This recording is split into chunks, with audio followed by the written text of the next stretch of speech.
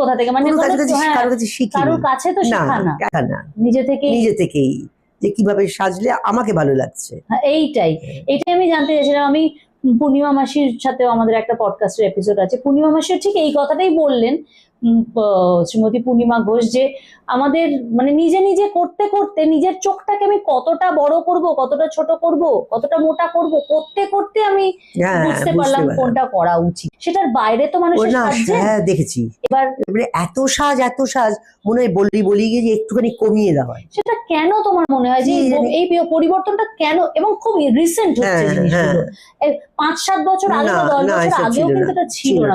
আমরা যখন নাচি, তোমরা বিশ্বাস করবে কি না, এই যে নাচতেন সাধনদা, রামদা, গোপালদা, আরো তো নামগুলো সব ভুলে গেছি, কত ছেলে আসতেন, তাদের কিন্তু কোনো সাজতে দেখিনি এভাবে। এখন যেভাবে চোখের উপরে নীল লাগিয়ে, আইলাইনার লাগিয়ে, আমরাই আইলাইনার লাগিয়ে নাচি, আমি আইলাইনার লাগিয়ে কোনোদিন নাচিনি, কিন্তু কত ভালো না, মানে চোখ টোক গুলো আমাকে তো এক্সপ্রেশন করতে হতো।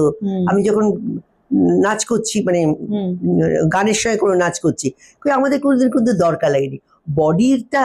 বডি মুভমেন্টসই তুমি এমন করবে যে তোমার চোখেও যেটা আছে, তোমার বডি মুভমেন্টসও সেটা বোঝা যাবে। বডি মুভমেন্টস এর দরকার তার সাথে।